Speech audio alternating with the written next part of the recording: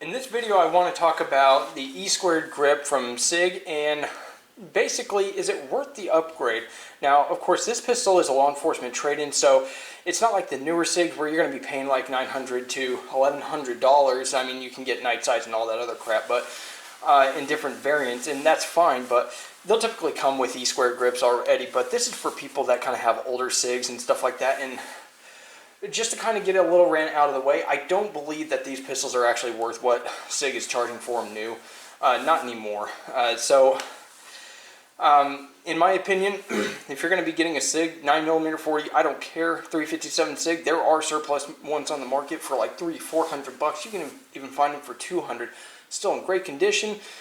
They're very durable, and also, if you do get one that's kind of worn out, Sig actually has a service package that actually is a pretty good deal depending on the condition of your firearm, where they can actually clean it up for you if you want to do that, and even upgrade the sights with them instead of having to do it yourself. But because buying some of these individual components, I'm going to make another video on it, but kind of part of the rant, it can be more cost effective just to have Sig go and replace that for a flat price. So anyways, the E-squared grip, why would you get it? Well, it's a thinned out grip. It's not like the basically the screwed on panels that the older models have, like the M11A1, the Mark 25, they still have the screwed on panels. To me, that is actually a bad thing, because here's if you like doing your own maintenance on firearms, you have to unscrew it and screw it back on, and that can actually wear on the grip screws, and there are ways to take it down, but I don't like delicate firearms, and my experience is even with Loctite and stuff like that, it can end up making you have to put more force on the screws, and then you can damage them over time, and also they do rust. And I have had them to where they get tightened so much that they can kind of not really hold on as well, even with Loctite, and over time they just don't really do that well with moisture and corrosion and stuff like that, so they end up walking out, and I don't really like that. This E-squared grip clamps on very nicely, and I really do appreciate it. Also, it is an enhancement on the grip texture right here. It's like a sandpaper grip, but it's not so aggressive that it's going to chew up your hand.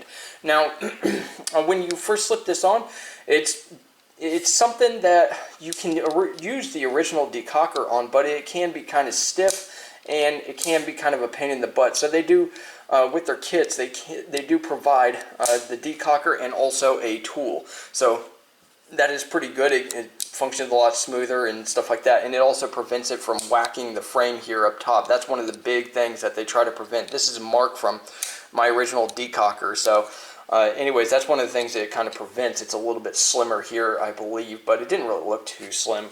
So anyways, for me, having a little bit of smaller hands, I get a bit of a better texture, and if you're in an area like I am where you're in Alaska and stuff like that, you're probably going to want to wear gloves during the winter. So with that, you're going to want to be able to manipulate the trigger in the double action mode a lot easier, because the biggest thing is getting a nice consistent trigger pull without having to basically alter your grip and get more trigger on your finger, or more finger on your trigger, or whatever.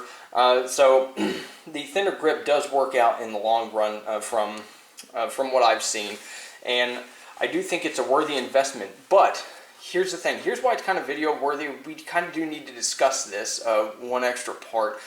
If you're not really shooting this pistol all that much, or you're just in the trial period, don't go out like a lot of people and just get these military, or not military, but law enforcement surplus pistols and just slap on grips and then try it out for yourself. You want to test some things like the interaction that you have with the trigger, how you feel about the recoil, especially if it's in 40 caliber. If you're not very well trained, you don't know how to apply proper grip or trigger technique, you're not going to be very versatile in firearms to begin with, so you might want to kind of keep a little bit of a standoff.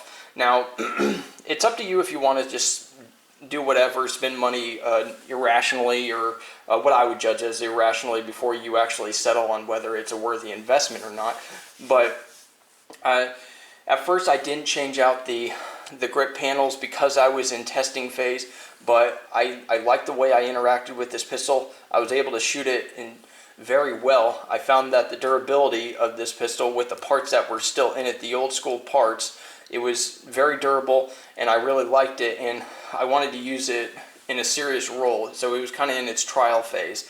So it was a worthy upgrade to me. But if you're not using your pistol that much, I would just say work with the grip that you have on it. You're probably not going to shoot enough to loosen up those screws to where they're going to walk out like I did.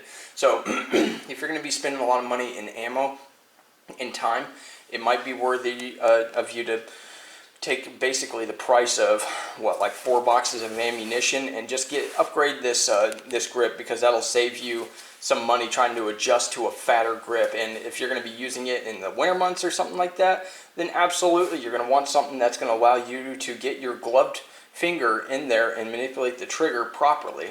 So with all that said, everybody can I encourage you to go ahead and leave your comments below on what you think.